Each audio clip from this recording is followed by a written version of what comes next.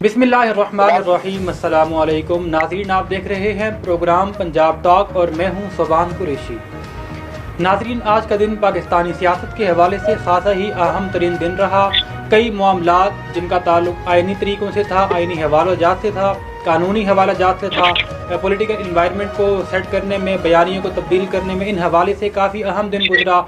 सबसे पहले अगर हम बात करते हैं तो कौमी सलामती कमेटी के अंदर आज बहुत ही अहम तरीन बयानिया एक मरतबा फिर सामने आ गया। वही बयानिया जो इससे पहले आखिरी मीटिंग के बाद दिया गया था, उसी की तौसीक की गई है। ये एक बहुत बड़ा अहम तरीन बयान सामने आया है। अमजद मजीद साहब जो कि पाकिस्तान के अमरीका में साबिक सफ़ीर थे, उनको भी बजाते खुद बुलाया गया और ज़राए ये बता रहे हैं कि उन पर ख़ासा दबाव था इस हवाले से कि वो अपने बयानिए से पीछे हट जाएं। मगर तमाम तर दबाव के बावजूद ना सिर्फ उन्होंने खुलकर अपना बयान दिया, बल्कि इस बात की तस्दीक की है कि जो कुछ वहाँ से ख़त मुरासला भेजा गया था, जो साइफ़र भेजा गया था, वो बिल्कुल दुरुस्त था। और ये ऐसी बात हरगिज़ नहीं है कि इसको वज़ारत ख़ारजा के अंदर बैठ कर तरतीब दिया गया था। और फिर वही हमारी एजेंसीज़ की जानिब से भी इस बात की बाकायदा तौर पर कौमी सलामती कमेटी, जहाँ पर वज़ीर आज़म शहबाज शरीफ और उनकी पूरी कैबिनेट मौजूद थी, आला सिविल और अस्करी हुकाम मौजूद थे, उनके दरमियान उन्होंने सिक्योरिटी एजेंसीज़ ने यह खुल कर कह दिया है कि पाकिस्तान के मामलात में बैरूनी मुदाखलत हुई है और हम इस बात से पीछे नहीं हटे, मुदाखलत हुई है। इसके अलावा अगर हम आइनी और कानूनी हवालाजात से देखते हैं तो पंजाब के अंदर आज तकरीबन 15-16 दिन गुजर चुके हैं। कोई वज़ीर आला मौजूद नहीं है, कोई कैबिनेट मौजूद नहीं है। निगरान वज़ीर आला उस्मान बुज़दार साहब के थ्रू जो पंजाब जो सबसे बड़ा पाकिस्तान का प्रोविंस है, उसको चलवाने की कोशिश की जा रही है, लेकिन हमने अमली तौर पर देखा कि यकसर नाकाम हो चुके हैं। 4 से 5 मरतबा उन्होंने आला हुकाम, आला अफसरान, ब्यूरोक्रेसी का इजलास तलब किया, मगर चारों मरतबा अफसरान ने कोई ना कोई बहाना बनाकर मीटिंग को अटेंड नहीं किया, जिसका मतलब ये है कि उन्होंने वज़ीर आला उस्मान बुज़दार को निगरान वज़ीर आला मानने से भी फ़िलहाल इनकार किया हुआ है। दूसरी जानिब जो नौमुंतखब वज़ीर आला पंजाब हैं हमजा शहबाज शरीफ, उनकी हलफ बर्दारी का मामला चूँकि अभी तक लटका हुआ है, तो इसलिए वो आइनी तौर पर अपनी जो मनसब हैं, जो कार्य मनसब है, वो सरअंजाम दे नहीं सकते।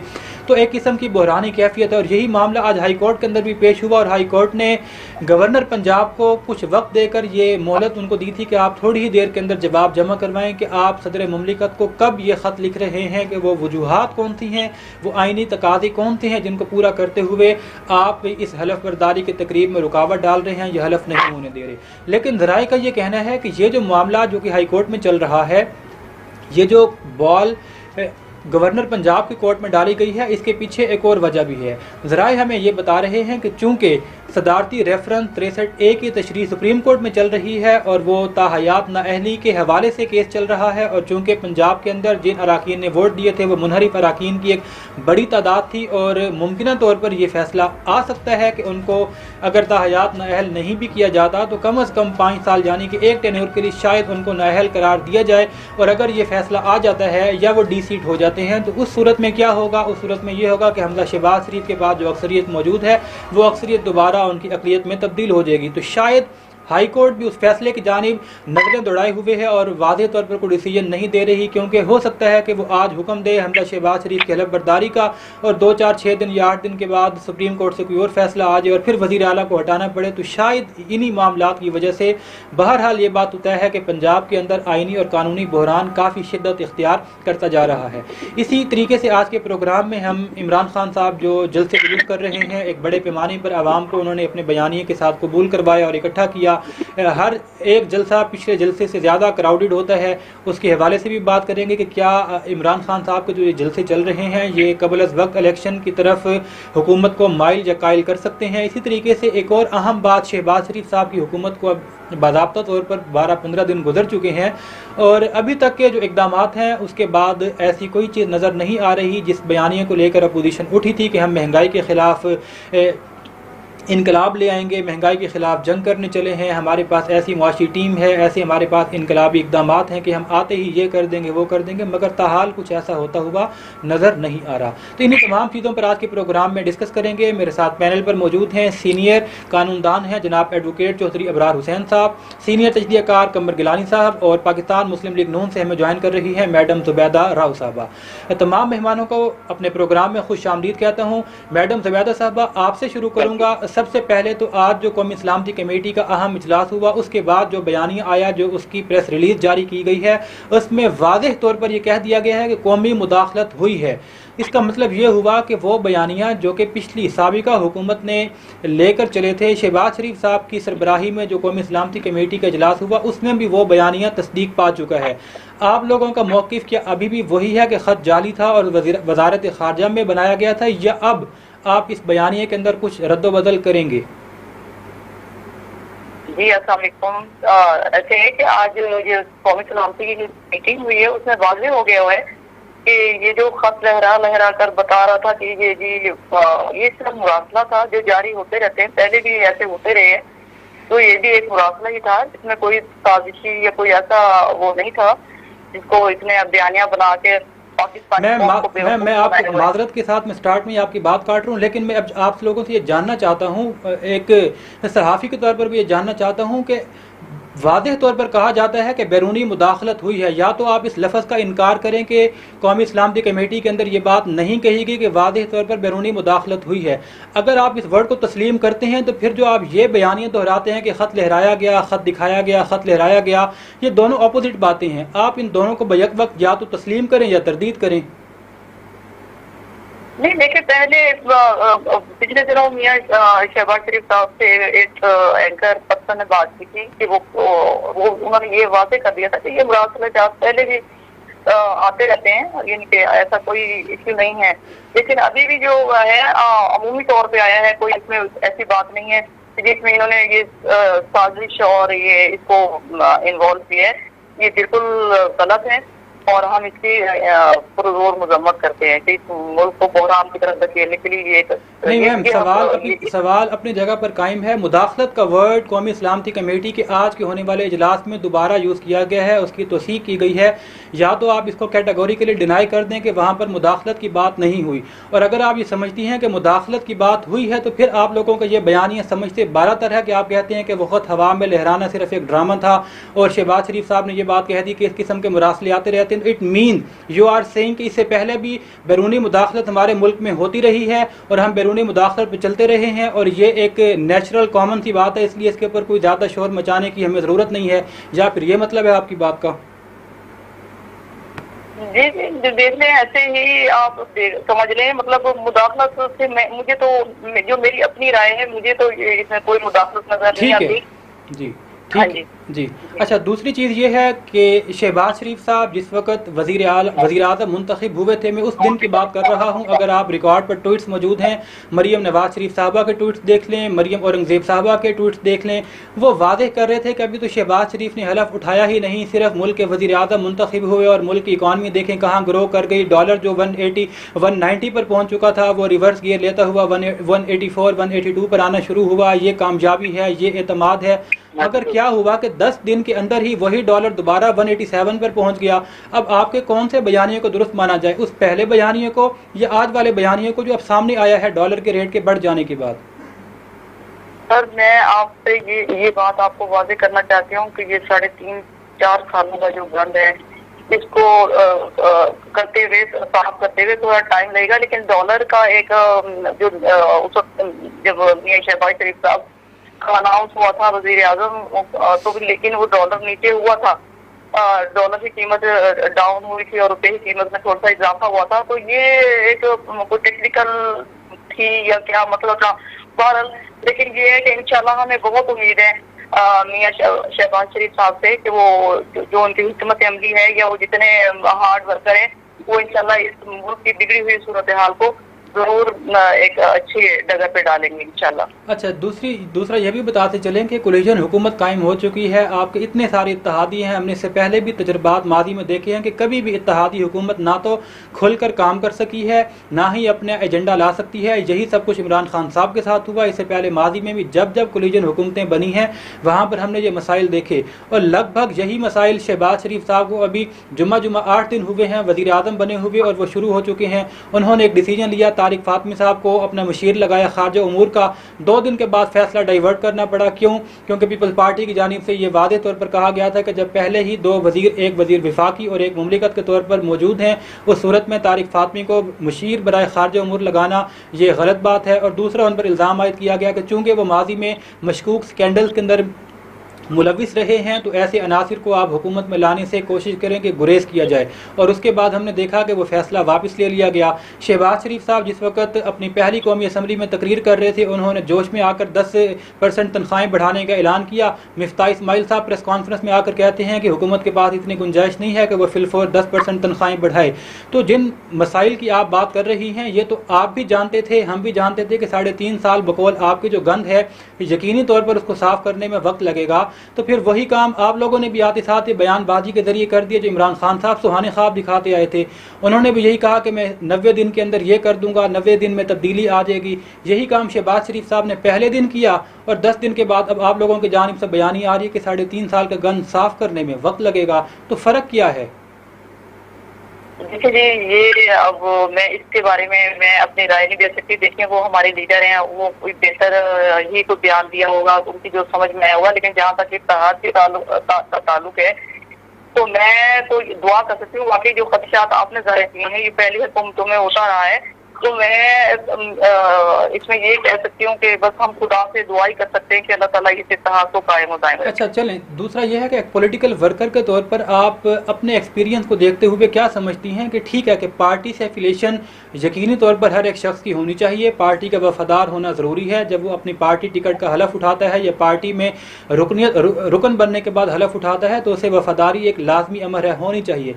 लेकिन बीइंग अ पॉलिटिकल वर्कर, आप क्या समझती हैं कि जिस किस्म के इस वक्त मुल्क के हालात चल रहे हैं, क्या हमें फिलफोर नए इलेक्शन की तैयारी नहीं करनी चाहिए?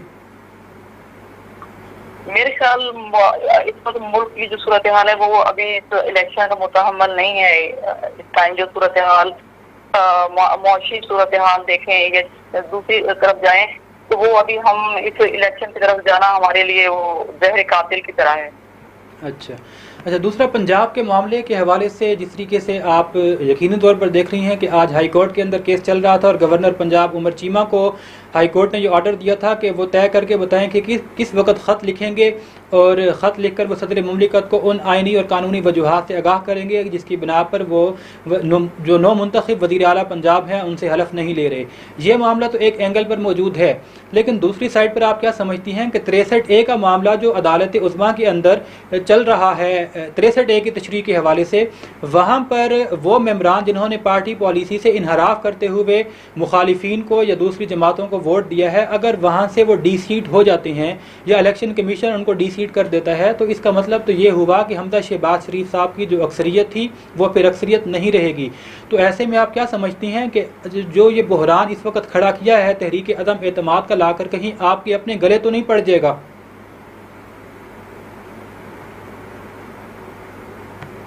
मैडम ज़ुबैदा साहब, आप लाइन पर हैं?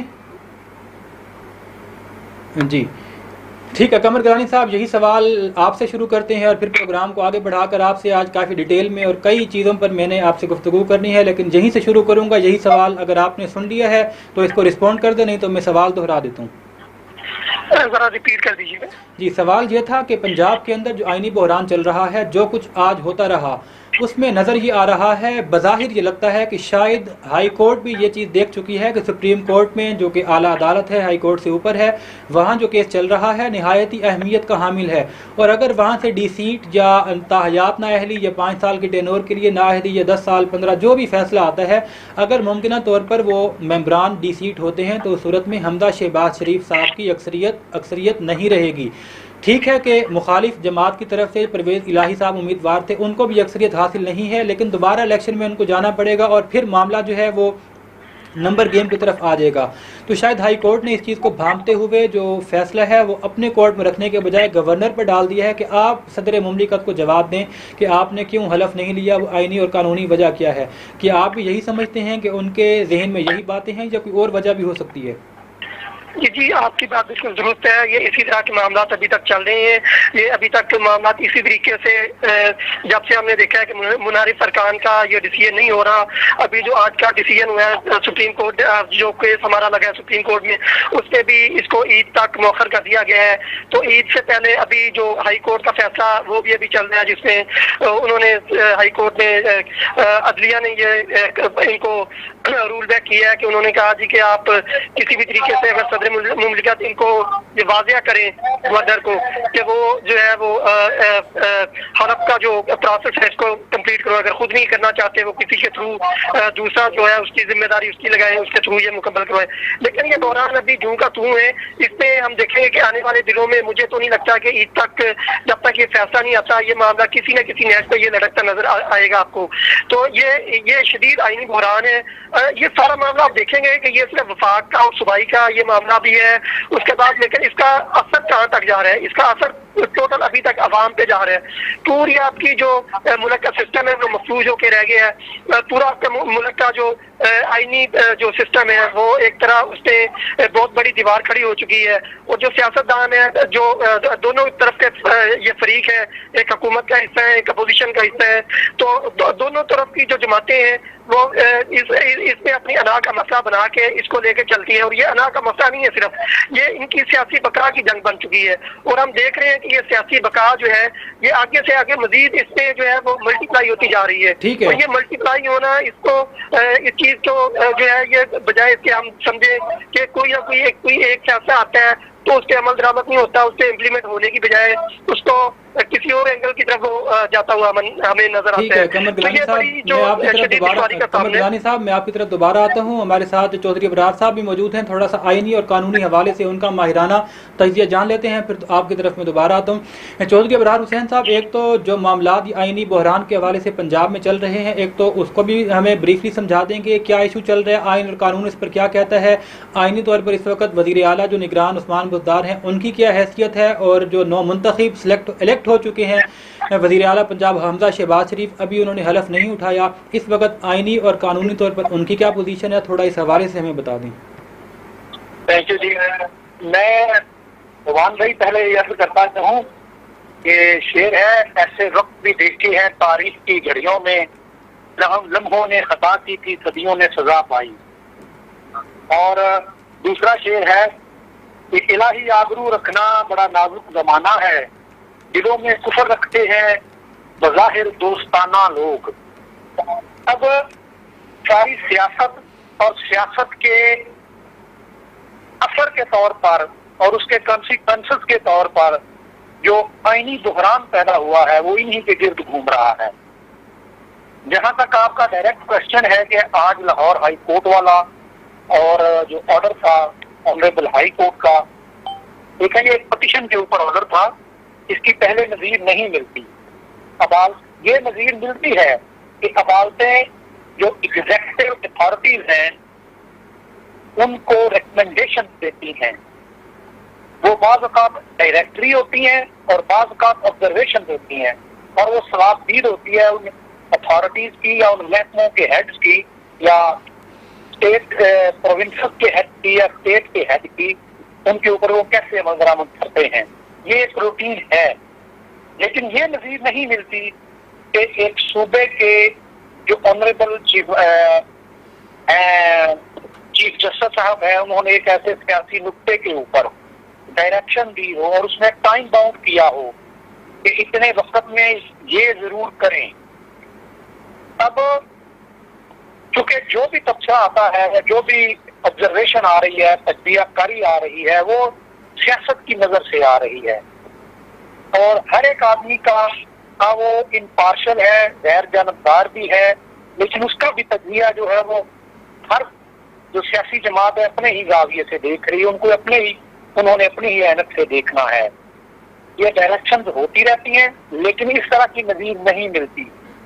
दूसरी बात कि उस्मान बुज़दार साहब या हमजा शहबाज शरीफ साहब वजीर आला कौन है आईनी तौर पर, यह बात भी अभी तक अनडिसाइडेड है। एक आईनी बहरान इसीलिए इसे कहा जा रहा है कि कानूनी और आईनी तौर पर बाय नोटिफिकेशन इस वक्त कोई भी वजीर आला पंजाब नहीं है। 15 दिन से सबसे बड़ा सूबा जो है वो without the head of the province चल रहा है।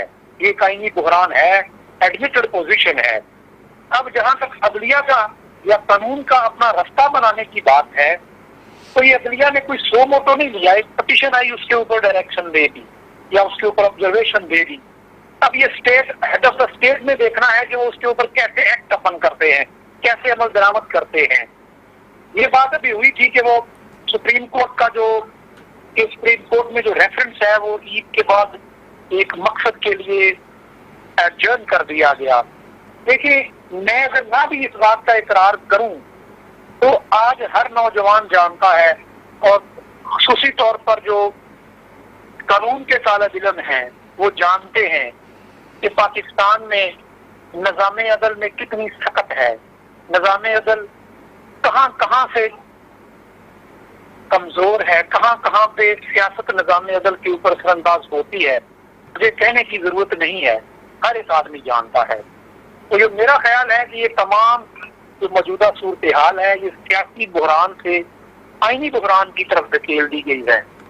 जी अच्छा चौधरी साहब, इस हवाले से ज़रा यह भी बताइएगा कि हमने देखा कि जिस वक्त सोमोटो लिया गया था, सोमोटो केस जो सुप्रीम कोर्ट में चला, वहाँ पर फिलफोर फैसला दिया गया, 2-3 दिन के अंदर तमाम मामले को निबेड़ा गया।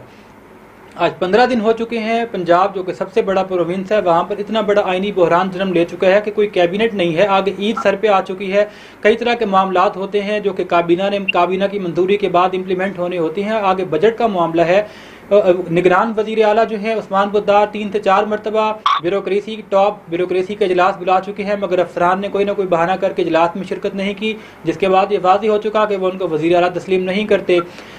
ये तमाम चीज़ें क्या हाई कोर्ट को नज़र नहीं आ रही? वहाँ पर 3 दिन के अंदर 4 दिन के अंदर समाअत मुकम्मल हुई, फैसला देकर असम्बलियाँ बहाल करवा दी गई। यहाँ पर जो बॉल है वो गवर्नर की कोर्ट में डाल दी गई है।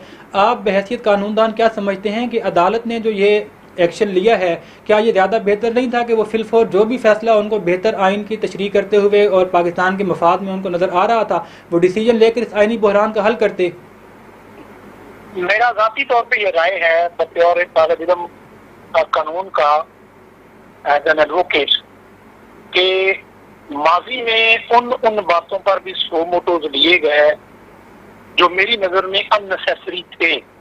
क्योंकि सो मोटो का मतलब सिर्फ एक एक्शन लेना नहीं है ऑनरेबल कोर्ट्स का, ऑनरेबल जज का।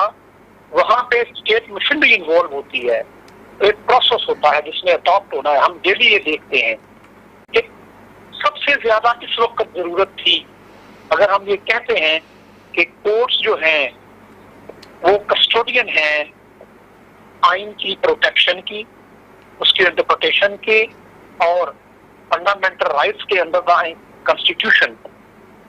तो इस वक्त सबसे ज्यादा जरूरत थी, इस वक्त इंटरवेंशन होनी चाहिए थी और इस अंदाज में होनी चाहिए थी कि जो नेशनल इंटरेस्ट है उसको सामने रखा जाता। सियासतदानों ने क्या किया, सियासी जमातों ने क्या किया, ये कोर्ट्स नहीं देखती, कोर्ट्स चेहरे नहीं देखती, कानून अंधा होता है। इसीलिए कहा जाता है कि उसकी आंखों पे पट्टी बांधी होती है कि वो शक्लें ना देखे, वो क्या देखे जो किताब में लिखा है, जो कानून में लिखा है, जो फंडामेंटल राइट्स को प्रोटेक्शन के लिए है।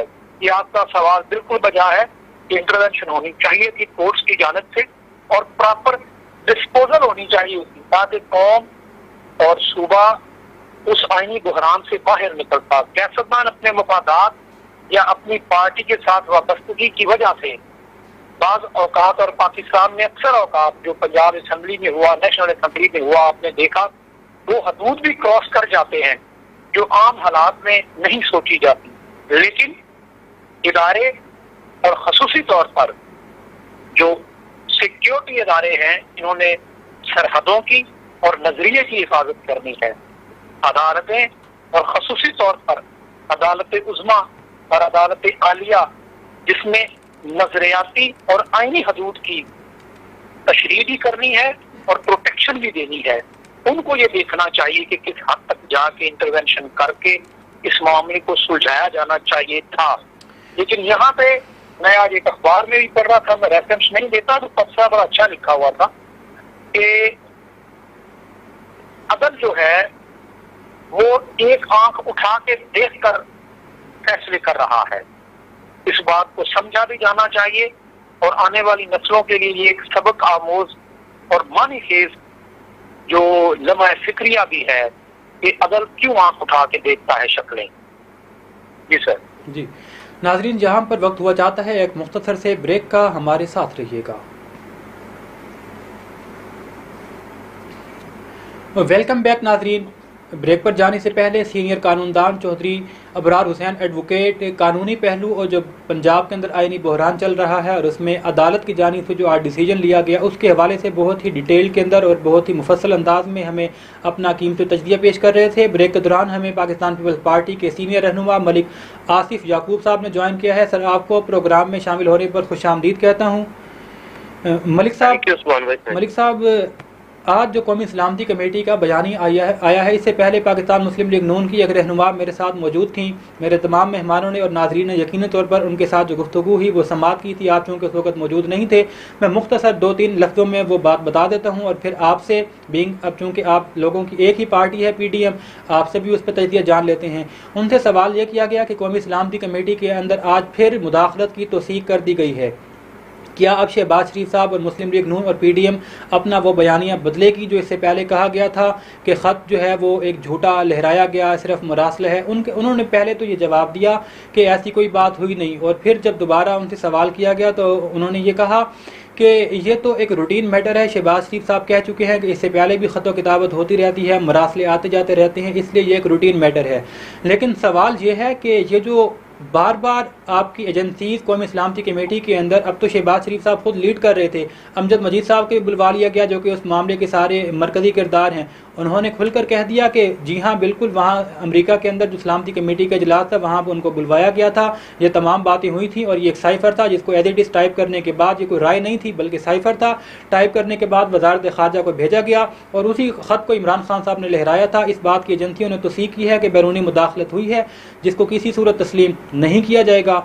आप लोगों के बयानिए के अंदर आखिर कब तब्दीली आएगी? आप लोग क्यों नहीं इस मुदाखलत को तस्लीम करते और इसके ऊपर एक अदालती कमीशन की तरफ जाया जाए जहां पर अदालत ओपन एक कमीशन के तहत ये काम करे और तय कर दे कि क्या मुदाखलत हुई है? अगर मुदाखलत हुई है तो कौन इसके किरदार थे, और अगर मुदाखलत नहीं हुई तो दूध का दूध और पानी का पानी कर दें।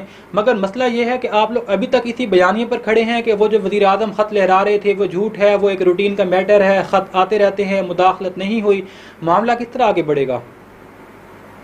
लेकिन जी अभी जो कौमी सलामती कमेटी का इजलास हुआ है उसने ये बात रद्द कर दी है कि बैरूनी मुदाखलत नहीं हुई। उन्होंने ये कह दिया है कि बैरूनी मुदाखलत या साजिश नहीं हुई। ये बात, इसका इलामिया जो मैंने पढ़ा है वो ये था। दूसरी बात आप ये कर रहे हैं कि वो जो आपने कही कि एक ही पार्टी है, तो वो एक पार्टी नहीं है, वो मुस्लिम लीग नून है, उसका अलग बयानिया है, अलग नजरिया है, अलग सोच है। पाकिस्तान पीपल्स पार्टी का अलग बयानिया है, अलग पार्टी है, अलग नजरिया है, अलग सोच है। अच्छा, एक मिनट मैं आपकी बात इसलिए काट रहा हूँ कि मैंने अभी इसकी तस्दीक कर ली है। जो एलामिया जारी हुआ है उसके अंदर इस बात की तौसीक की है जो आर्मी एजेंसीज की जानिब से पहले कहा गया था कि बैरूनी मुदाखलत हुई है। जो DG ISPR ने प्रेस कॉन्फ्रेंस के अंदर आकर साजिश का वर्ड उन्होंने कहा था कि यह डिस्कस नहीं हुआ, लेकिन बैरूनी मुदाखलत हुई है। आज भी उसी बात को दोहराया गया है और तकरीबन तमाम मीडिया चैनल के ऊपर जो एलामिया इस वक्त चल रहा है सबके यही अल्फाज हैं कि पिछले बयान की तौसीक कर दी गई है कि मुदाखलत हुई है। तो अब या तो पहले इस बात को तय कर लिया जाए कि मुदाखलत किसको आप समझते हैं जिसकी बुनियाद पर आप कहते हैं कि मुदाखलत नहीं हुई, और हमारी सिक्योरिटी एजेंसी जो कि कौमी सलामती के आला सतह के फोरम पर बैठ कर कहती हैं मुदाखलत हुई है, आपके नज़दीक वो मुदाखलत नहीं है। फिर पहले तो इस इशू को तय करना चाहिए ना कि मुदाखलत आप किसको समझते हैं। लेकिन जी मैं उसमें सलामती कमेटी में तो नहीं था, ये मैंने आप किसी टीवी चैनल पे ही ये सुन रहा था कि सिक्योरिटी इदारों की तहकीकात का नतीजा ये निकला है कि कोई बैरूनी साजिश नहीं हुई। सिक्योरिटी इदारों की तहकीकात का नतीजा ये निकला है कि कोई बैरूनी साजिश नहीं हुई। मैं यही एक चैनल पे सुन रहा था, मैं उसका हिस्सा तो नहीं हूँ, या तो फिर मुझे कंफर्म कर लेने दें। ठीक है, चलिए इसके ऊपर आपका मौक़िफ़ बाद में ले लेते हैं। कमर गिलानी साहब शायद इस पर कुछ कहना चाहते हैं। जी गिलानी साहब, मुदाखलत साजिश, ये मामला तो फिर उसी तरफ चला गया कि साजिश क्या है, मुदाखलत क्या है। जी देखें कि ये जो चौधरी साहब मैं आपकी तरफ आता हूँ, कमर गिलानी से पॉइंट लेना आपकी तरफ आता हूँ। जी ये साजिश और मुदाखलत का ये दो अल्फाज हैं। ये दो अल्फाज जो है इसमें जिस दिन इस साजिश और मुदाखलत के लफ्ज की ये बहस शुरू हुई थी उस दिन सबसे पहले ये इस वजह से शुरू हुई थी कि उधर ISPR की प्रेस कॉन्फ्रेंस थी, उसमें एक साथी ने पूछा था कि इसमें जो है साजिश का लफ्ज है, मतलब साजिश का लफ्ज उसमें जो मिनट्स दिए गए हैं उसमें साजिश का लफ्ज लिखा गया है वहां पे, तो उन्होंने कहा कि साजिश का लफ्ज नहीं लिखा गया, वहां पे मुदाखलत का लफ्ज लिखा गया है कि मुदाखलत हुई है।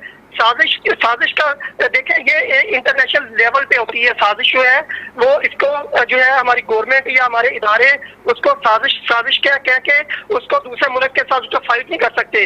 ये जब मुदाखलत हो गई है, चीज हो गई है, जो वजह तनाज़ है ये मुदाखलत है। मुदाखलत जब हो चुकी है साजिश, वो तो एक सवाल था, वो सवाल के जवाब में उन्होंने कहा कि साजिश का लफ्ज इस्तेमाल नहीं हुआ, मुदाखलत हुई है, प्रॉपर तौर पे मुदाखलत हुई है। और जब साजिश का लफ्ज उससे क्यों होगा जब इतनी बड़ी मतलब इतना बड़ा जो पुरवजन लफ्ज है जिसको हम जनरल नॉलेज में उर्दू में डिस्कस कर रहे हैं कि वो मुदाखलत है, मुदाखलत हो चुकी है, मुदाखलत हुई है। और साजिश पीछे क्या रह जाता है फिर? साजिश तो ये है ना कि वो कमरगानी साहब एक मिनट, आ जाता है कि वो क्या कामयाब हुई है, क्या नाकाम हुई है, ये तो मुदाखलत हो चुकी है। कमरगानी साहब इस पर सीनियर कानूनदान साहब मौजूद हैं हमारे साथ, उनसे पूछ लेते हैं कि आइन और कानून की रोशनी में ये जो इस वक्त एक मसला चल रहा है कि एक कहते हैं मुदाखलत हुई है, दूसरा कहता है साजिश का वर्ड नहीं आया, क्या डिफरेंस है इन दोनों में? जी चौधरी अबरार साहब थोड़ा हमारी रहनुमाई कीजिएगा। सुभान भाई मैं शुक्रिया अदा करता हूँ कि ये मैटर भी आखिर कानूनी सतह पर हल होना है। देखें UNO के अंदर जो भी स्टेट्स या रियासतें इंडिपेंडेंट हैं उनका अपना अपना जुरिस्डिक्शन है जिसको हम फिजिकल बाउंड्रीज या सरहदें कहते हैं। अब जो ममालिक UNO के साथ रिकॉग्नाइज्ड हैं उनके अपने मामलात हैं और उन मामलात में जो भी बात किसी मुल्क के बारे में दो मुल्कों ने आपस में शेयर करनी है वो डिप्लोमेटिक चैनल होता है, सफारती सतह पे होता है, या वो काउंसलेट के थ्रू होता है या एम्बेसी के थ्रू होता है। अब वहां पर जो भी चीज एक्सचेंज होती है वो लेटर हो, टेलीग्राम हो, उसकी कोई शक्ल हो सकती है। अब वहां पर अगर कोई बात ऐसी की जाए कि जो एक बैनुल अक़वामी सतह पर UNO के अंदर इंडिपेंडेंट स्टेट के अंदरूनी मामलात में दखल के तौर पर आए, जहां पर डिक्टेशन आए कि ये करो वरना ये हो जाएगा, तो ये होती है मुदाखलत। ये एक डिप्लोमेटिक टर्म है, समझे, कॉन्स्पिरेसी डिप्लोमेटिक टर्म नहीं है, साजिश डिप्लोमेटिक टर्म नहीं है। इंटरवेंशन या इंट्रूजन भी बाज़ औक़ात बोला जाता है, इंटरवेंशन बोला जाता है, ये होता है मुदाखलत का लफ्ज। और डिप्लोमेटिक चैनल या सिक्योरिटी अदारे, क्योंकि सिक्योरिटी अदारे या डिप्लोमेटिक चैनल होते हैं कानूनी और आईनी और जो फिजिकल सरहदें हैं, जो जमीनी सरहदें हैं उनकी मुहाफ़िज़, जब उनका जुरिस्डिक्शन क्रॉस करती है कोई बात, कोई मुरासला या कोई डिक्टेशन या कोई धमकी, तो वो इंटरवेंशन के तौर पर माना जाता है, मुदाखलत के तौर पे माना जाता है। अब यहाँ पे साजिश और मुदाखलत आपस में एक दूसरे के नेमल बदल के तौर पर इस्तेमाल हो रहे हैं।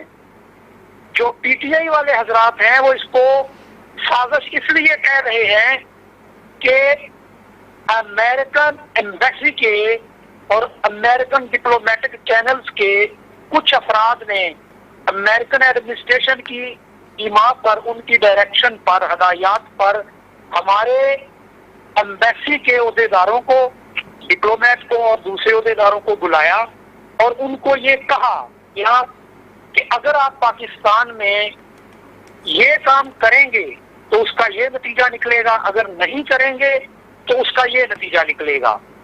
अब यहां से इंटरवेंशन शुरू होती है। अब ये क्यों है भाई? हम अगर पाकिस्तान में बैठे हुए अमेरिका के किसी डिप्लोमेटिक चैनल को या किसी भी मुल्क के चैनल को बुला के, या हमारा हेड ऑफ द स्टेट या कोई सिक्योरिटी का अदारा बुला के कहे कि आप अपने मुल्क में ये काम करें, अगर करेंगे तो ये नतीजा होगा, अगर ना करेंगे तो ये नतीजा होगा। तो ये उस मुल्क के मामलात में, उसकी इंडिपेंडेंस में, उसकी आज़ादी, उसकी खुद मुख्तारी, उसकी खुददारी, या जो भी कौम उसको नाम दे, उसमें ये मुदाखलत होगी। अब ये जब मुदाखलत एक मकसद के लिए होती है तो फिर उसको कहा जाता है कि ये फला आदमी के खिलाफ ये साजिश है, फला इदारे के खिलाफ साजिश है, फला मकसद के लिए ये साजिश है। मुदाखलत हुई, उसके बाद उसको इंटरप्रेट किया गया, उसकी तशरीह की गई कि क्यों, क्योंकि ये एक साजिश है, किसके खिलाफ, फला फला के खिलाफ। ये है थोड़ा सा फर्क, लेकिन मौजूदा सूरत हाल में दोनों अल्फाज आपस में इंटरचेंजेबली यूज हो रहे हैं और मुतबादल के तौर पर इस्तेमाल हो रहे हैं। चौधरी साहब आपका इस पे मैं एक सेकंड, अब ये बहस कौम को नहीं करनी चाहिए। किस लिए कि पहले DGISPR ने 3 दिन 4 दिन पहले ये बात कंफर्म फरमा दी कि हमारे डिप्लोमेटिक चैनल्स को वहां पर थ्रू टेलीग्राम और इन पर्सन भी ये हदायत दी गई या ये डिक्टेशन दी गई। अब मुदाखलत हो गई, अब उसके कॉन्सिक्वेंसेस क्या थे, उसके अल्फाज क्या थे, ये एक अलग बात है। लेकिन ये बात अब सवाल ही आपका नहीं बनता कि वो लेटर एग्जिस्ट करता है कि नहीं करता, या उसने टेलीग्राम की शक्ल इख्तियार की या नहीं, वो डिप्लोमेटिक चैनल के ऊपर ट्रेवल किया या नहीं। भाई वो एडमिटेड फैक्ट्स हैं। अब देखना ये है कि एक आजाद और मुख्तार नजरियाती और एटॉमिक पावर के अंदरूनी मामलात में सुखा वो कोई सुपर पावर ही क्यों ना हो, वो कैसे डिक्टेट कर सकता है, उसका क्या आईनी या बैन अल-अक़वामी सतह पे क्या कॉन्स्टिट्यूशनल उसकी फुटेज है। ठीक है, ये तो चौधरी साहब ठीक है, आपका पॉइंट आ गया। मलिक आसिफ याकूब साहब, चलें प्रोग्राम में आगे चलते हैं। अब ये तो मामला चल पड़ा, हम उम्मीद करते हैं कि अदालतें, जो हमारी आला अदालतें हैं, वो इस मामले पर सो मोटो लेते हुए इसकी तहकीकात के हवाले से कोई फैसला करें, और मुदाखलत हुई है या साजिश हुई है इसका तयन करके जो भी दूध का दूध और पानी का पानी है वो मामला हल करें।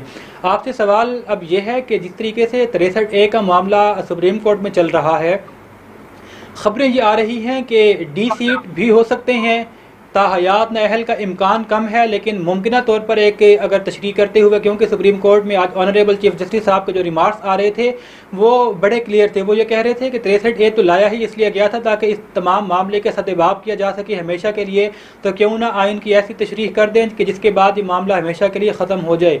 तो शायद ताहयात नाअहली भी सुप्रीम कोर्ट का जो पैनल इस पर कार्रवाई कर रहा है उनके जहनों में हो। ताहयात नाअहली नहीं भी होती तो एटलीस्ट D सीट होना तो तय है। ऐसी सूरत में आप लोगों को जो पंजाब में इस वक्त हमजा शहबाज शरीफ को अक्सरियत मिली हुई है, आप क्या समझते हैं कि वो तो अक़लियत में दोबारा जब तब्दील हो जाएगी तो मामला एक नए आईनी बहरान की तरफ नहीं चला जाएगा? ये देखो सुभान भाई, ये तो चूंकि मामला कोर्ट में पेंडिंग है, जब तक कोर्ट इस पे फैसला नहीं देती, आप और मैं इस पे किसी किस्म का वो कोई कमेंट्स दे नहीं सकते। हाँ, ये बात जरूर है कि हम अपने सही ये बता सकते हैं कि अंदाजन इस पे बीइंग स्टूडेंट ऑफ लॉ क्या हो सकता है। तो मेरे ख्याल में ये अभी जो है जब कोर्ट इसको देखेगी तो इसको लार्जर सेंस में देखा जाएगा कि ये कैसे हो सकता है, कैसे D सीट होंगे और क्या वो पार्टी जो है वो उसके अंदर किस लेवल तक वो लोग एग्जिस्ट करते थे, और ये सारी चीजें जो है उसने कोर्ट ने देखनी है। तो मेरे ख्याल में इसको कोर्ट को दे देना चाहिए कि ये मामला तो कोर्ट को देखने देते हैं जो चलें ठीक है। ये मामला तो सुप्रीम कोर्ट में जिस तरीके से आज ईद के बाद तक के लिए समाअत को मुलतवी कर दिया गया है, खामखा की तवालत दी जा रही है। बहरहाल ये ऑनरेबल जजेस का अपना मैटर है कि वो मुल्की मफाद में किस चीज को ज्यादा बेहतर समझते हैं। इसको देखे कोर्ट जो है वो उसको लिंगर ऑन नहीं कर रही। ये मैटर उस लेवल का नहीं है कि जिस तरीके से सो मोटो लिया गया लास्ट टाइम जो हालात थे असेंबली में, देखें सर, ये मैटर उस लेवल का नहीं है। तो कोर्ट इसको देख रही है, हमें कोर्ट को देखना चाहिए। अदलिया जो है वो क्या इस पे फैसला देती है। हमें अपना फैसला साझा नहीं करना चाहिए इदारों पे। ठीक है, चलें। अदलिया इस मामले में यकीनी तौर पर हमारे मुल्क में अदलिया आज़ाद है और इससे पहले भी आज़ाद अदलिया ने बेशुमार फैसले आज़ादी के तौर पर किए हैं, वो सारी हमारी कौम ने देखे। उसके ऊपर जाहिर सी बात है कि हम अपनी ज़बानों को खामोश रखना एक पाबंदी है कि हमारा एक मुअज़्ज़िज़ इदारा है। लेकिन आज पंजाब के अंदर जो हाई कोर्ट ने जो कुछ किया है उस हवाले से बहैसियत कानूनदान में अगर आपसे पूछना चाहूँ या अगर बहैसियत पीपल्स पार्टी के आप पॉलिटिकल एक वर्कर हैं, आपका एक सियासत के अंदर एक बैकग्राउंड है, क्या समझते हैं कि मामले को लटकाने की कोशिश क्यों की जा रही है? 3-4 दिन के अंदर हमने पिछला मैटर देखा तो कौमी असम्बली के अंदर का मामला जो था उसका फैसला आ गया था। इस मामले को गवर्नर पर डाल दिया गया है कि आप सदर मुमलिकत को बताएं कि आपके पास वो कौन सी आईनी और कानूनी वजह है जिसकी वजह से आप हलफ नहीं ले रहे। पंजाब सबसे बड़ा प्रोविंस है, आज 15 दिन हो गए ना पंजाब के अंदर काबीना है, ना कोई अमली तौर पर वजीर आला है, निगरान वजीर आला के इख्तियारात हैं नहीं, मुंतखब जो है वो भी आईनी तौर पर काम कर नहीं सकते, सबसे बड़ा मुल्क का सूबा है। हाई कोर्ट इस मामले को क्यों लटकाना चाह रही है? आखिर इसके पीछे आपको क्या लॉजिक समझ आती है? हाई कोर्ट ने ना ये सदर मुमलिकत को कह दिया कि कोई नुमाइंदा नामजद करें, इस टाइप का कोई ऑर्डर जारी हुआ है। मैं ये सुभान भाई आखिर ये आया क्यों, इसके पीछे रीजंस क्या हैं? देखिए एक बड़ी प्यारी सी बात है, ये खुद कहते हैं, ये जो साबका गवर्नमेंट थी ये खुद कहते थे कि जी ये कि जी हम जो है वो हमारा वजीर आला का कैंडिडेट वो है, हमने जी वो एक्सेप्ट कर लिया है, इस्तीफा एक्सेप्ट कर लिया है, हमारा कैंडिडेट वो है जी, वो इलेक्शन हार गया। अब इलेक्शन जिसने जीता है असेंबली के अंदर, जिसने शरीयत अपनी शो कर दी है, ठीक है, अब उसके बाद आईनी तौर पर तो इनको चाहिए कि ये उसका गवर्नर साहब जो है वो हलफ ले। अब इनको हिले बहाने किस बात की, इनसे पूछने की बात ये है। असल में सुभान भाई बात ये आ गई है। अब नहीं, मुझे भी टाइम देना है, ऐसा ठीक है, आप कंटिन्यू करें। देखें वो कहते हैं ना कि जो हुकूमत में होते हैं उनका वक्त थोड़ा कम होता है। ये आपका बड़ा पाने कोई बात नहीं है, आप सारे मेरे भाई है। मैं आप सिंपल सी बात ये करता हूँ कि ये देखिए ये मौजूदा जो साबका जो गवर्नमेंट है ना, इसने हर जगह पर जो है वो खला ही छोड़ा है। अब ये देखिए अब आइन जो है वो वादे है यार, इसमें कोई दो राय नहीं है। जितना भी हम इसको खींच लें, वो तो ला है ना, वो मौजूद है कि जब एक बंदे ने अक्सरियत शो कर दी तो वो वजीर आला है और गवर्नर जो है वो उसका आईनी हक है कि वो उससे ले हलफ ले। अब उसको ये मुफ्त में लटका के बैठे हैं, पता नहीं इन लोगों ने कौन से टीके लगवा लिए हैं, अब इनको दोबारा हुरे नजर आने लग गई हैं या पता नहीं क्या इनको नजर आने लग गया, समझ से बालातर है। मैं आपको सुभान में बीइंग पॉलिटिकल वर्कर जो है ना, समझ से बालातर है कि ये चाहते क्या है, ठीक है। जहाँ पर ये है वो ठीक है जी, जहाँ पर ये जा रहे हैं वो गलत है। तो ये इनको ये हमें ठीक है, हमें भी दे दे, शायद हमें भी कोई हुरे नजर आनी शुरू हो जाए और मामला ठीक हो जाए। इनको चाहिए कि आइन पे चले, खुदारा इस लेवल पर तकसीम ना कर दे इस कौम को कि इस मुल्क में बहरान शुरू हो जाए। इस लेवल पे तकसीम ना करें कि अगर हम नहीं है तो हम दूसरों को भी नहीं रहने देंगे। खुदारा ये एक मुल्क है, इसमें कानून है, इसमें लॉ है, इसमें अदलिया है, इसमें फौज है, इसमें तमाम इदारे आजाद हैं। इदारों को भी इन्होंने मुतनाज़ा बनाने की कोशिश कर दी है, इन्होंने हर बंदे को मुतनाज़ा कर दिया, इन्होंने गली मोहल्लों में एक दूसरे के गिलेबान तक ये ले आए हैं। कैसे ये लोग समझ से बालाता रहिए। तो मैं ये इनसे मैं मतलब बीइंग पॉलिटिकल वर्कर, मुझे शर्मिंदगी हो रही है कि ये कैसे लोग हम पे मुसल्लत कर दिए गए थे, जो जाते हुए सारा सिस्टम ही साथ लेके जाना चाह रहे हैं। मलिक साहब, प्रोग्राम जो है वो चूंकि बिल्कुल आखिरी लम्हात में पहुंच चुका है, 1 मिनट के अंदर मैं आपसे 2 छोटे छोटे सवाल पूछूंगा जिसके ऊपर आप ऑलमोस्ट यस नो के अंदाज में जवाब दे सकते हैं। मैं फिर 1-1 मिनट के अंदर बाकी अपने मेहमानों से पूछता हूँ और फिर प्रोग्राम को वाइंड अप करते हैं। सबसे पहले तो ये बताइएगा कि जिस किस्म की इस वक्त मौजूदा सूरत हाल आपको नज़र आ रही है, क्या समझते हैं कि मुल्क के मफाद में क्या ये ज़्यादा बेहतर है कि जो भी इलेक्शन के हवाले से कानूनी तरामीम करनी है वो जितनी जल्दी मुमकिन हो सके वो करवाने के फ़ौरन बाद इलेक्शन की जानिब जाया जाए? एक तो इस हवाले से अपना मौक़िफ़ दे दें और दूसरा ये दे दें कि इमरान खान साहब जिस तरीके के जलसे कर रहे हैं, क्या आपको लगता है कि अगर इलेक्शन में डिले किया गया तो हालात उनके हक़ में साजगार होते चले जाएंगे? पहली बात तो ये है कि जी बिल्कुल इलेक्शन में तरामीम होंगी, इलेक्शन एक्ट में, और शफाफ इलेक्शन के जो है तमाम मसाइल हल होंगे, उसके बाद ये इलेक्शन होंगे। दूसरी बात जो आपने ये की है कि हालात इमरान खान के हक में जा रहे हैं, भाई कैसे जा रहे हैं? अब ये तो दिन ब दिन एक्सपोज होंगे अभी ये देखना, ये जो फौरन मुदाखलत और फलाना और ये साजिश ये भी आ जाएगी। इसके बाद ये जो इन्होंने दबा के रखा हुआ था फॉरेन फंडिंग वाला केस, और ये सारा कुछ जब निकलेगा और इनके जो करतूत है वो सारे जब निकलेंगे, जैसे 2 आंटियों ने पूरा पंजाब खाया हुआ है और ये जो तोशा खाना ये खा गए बेच के, और ये सारी चीजें जो है वो सही सही कहते थे बुजुर्ग कि अगर किसी नशेई को आपने जो है ना वो घर का निजाम दे दिया तो वो बर्तन भी आपके बेच डालेगा। तो इन्होंने हमारे साथ ये जुल्म किया है। तो ये आप देखना आपके ये इनके सारा कच्चा सट्टा जब खुलेगा तो आपको पता चल जाएगा ये कितने एक्सपोज होते हैं। इन्होंने भाग जाना ये मुल्क छोड़ के भी। मलिक साहब, मैं अपनी ज़ाती नॉलेज के लिए वैसे आपसे एक टू दी पॉइंट ये बात पूछना चाह रहा हूँ। ये इससे पहले हमने देखा कि माजी में नवाज शरीफ साहब ने भी तोशा खाना से काफ़ी सारी अशिया बेची थी, और जिस कीमत पर बेची थी वो रिकॉर्ड आज भी इदारों के अंदर मौजूद है, कोई चाहे तो निकलवा कर देख सकता है। इससे पहले बाकी हुक्मरानों ने पीपल्स पार्टी के दौर के अंदर भी यूसुफ रज़ा गिलानी ने तोशा खानों से चीज़ें निकलवा कर बेची थी, और जिस कीमत पर बेची थी वो भी सबके सामने मौजूद हैं। क्या आपका ये कुलिया सब के ऊपर नाफिज किया जाए कि जो नशई होता है वो चीज़ें मुल्क की और घर की बेच देता है, या ये सिर्फ इमरान खान साहब तक महदूद रहेगा कुलिया? ये देखें जी, ये किसी ने घड़ी लेके जाकर उधर बेची नहीं है, वो अपना दुबई में जाके सस्ती लेके वहां पे किसी ने बेची नहीं है। इस मुल्क का इस तरीके से कबाड़ा नहीं किया जिस तरीके से इसने किया है।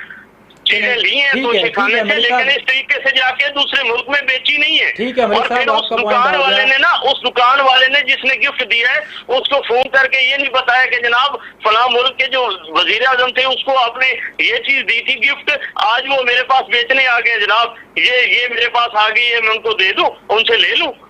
चलें ठीक है मलिक साहब, ऐसा कभी भी जुल्म नहीं हुआ इस मुल्क पे जैसे इन्होंने किया। ठीक है मलिक साहब, आपका पॉइंट आ गया। किसी भी हुक्मरान की बीवी ने या उसकी दोस्त ने पूरा पंजाब नहीं खाया, वहां से डीसी से 6 करोड़ रुपए लेके उसका तबादला नहीं किया। ये पहली दफा इन्होंने ये जुल्म किया हमारे पे।